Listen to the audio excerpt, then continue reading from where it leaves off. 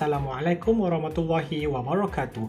We are from the group of BA111 and today we are going to explain the assignment regarding to the title of The World Around You.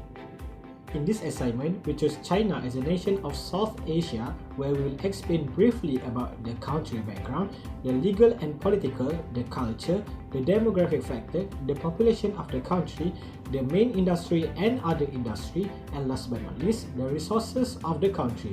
Well, without wasting our time, let's proceed. China, authoritatively, the People's Republic of China is a nation of North Asia.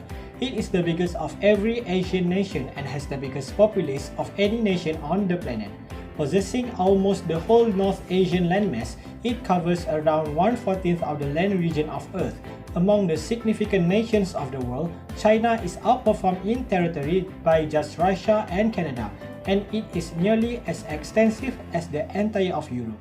China has 33 managerial units straightforwardly under the focal government.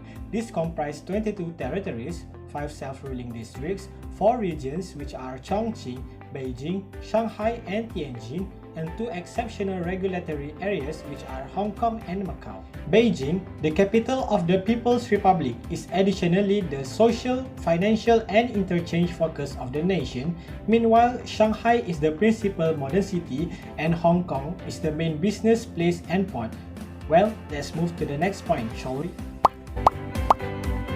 Legal and political in China. China is governed by Communist Party of China (CPC) and it is a single-party state. There are another 8 existing political parties, but they are not allowed to challenge CPC. In China, the government controls all the unions by making them a part of All China Federation of Trade Unions. Chinese legal system, although improving and working towards a more stable and hospitable business environment, would still be considered corrupt in this day and age. However, China is currently working towards a new normal. Lastly, China's legal structure is different from others. There are 7 courts during which Chinese law is organized. Culture. There are 6 business ethics that we need to learn while doing business in China, which are business mentality, greetings, the art of conversation, body language, business meetings and meals, and numbers. I will explain 4 of them. Firstly, greetings are important among the business people where handshakes are common and also you have to use the title of courtesy when addressing people. Next, Chinese will appreciate it if you use a couple of words in Chinese and that is one of the art of conversation. After that, body language is also important in business ethics where you have to stay calm, control and your body posture should always be formal. Lastly, in business meetings and meals, you are not allowed to bring presents as it is considered bribery. Let's move on to the next presenter. Now, I'm going to talk about the demographic factors and population.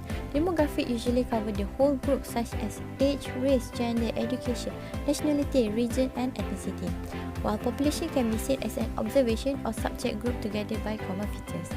China is recognized by 56 district ethnic group, which the largest group is the Chinese or Han, which represent more than 90% of the population. In 2020, the most populous city in China is Shanghai with 27 million people and Beijing with 20 million people.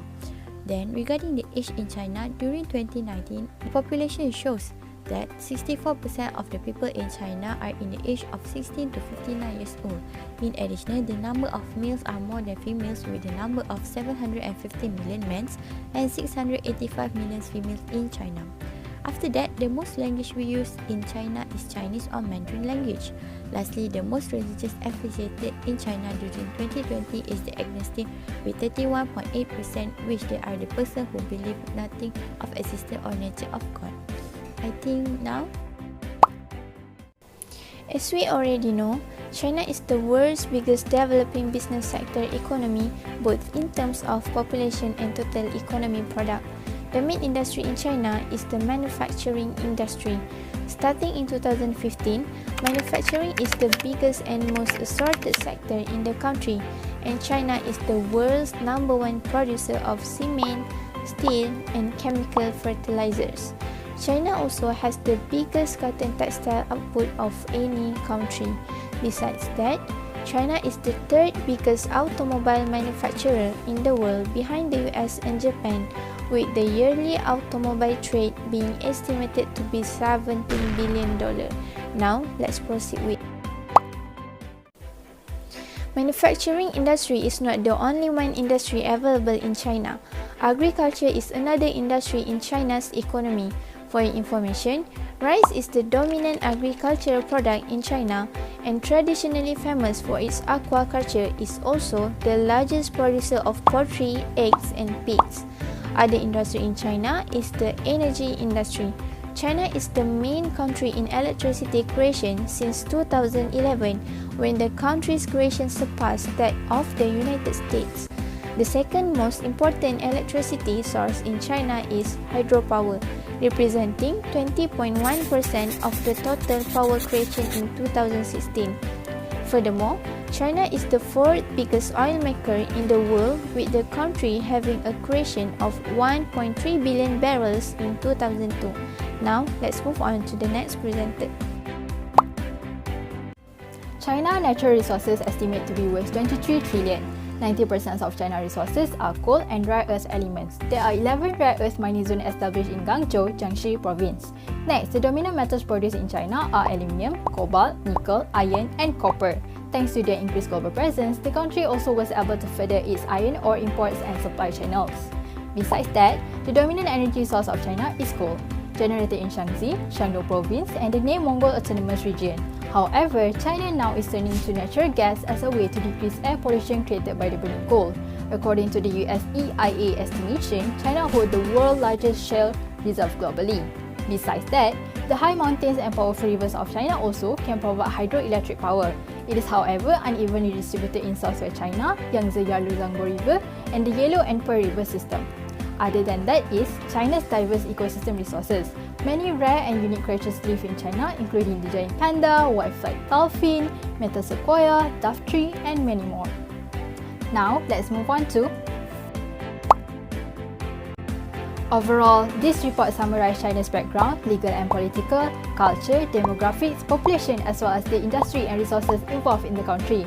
The information that we have collected gives exposure and subsequently assists us to have a better understanding towards a country other than Malaysia. In line with our assignment, The World Around You, we take this opportunity to learn more about the differences and the uniqueness of China.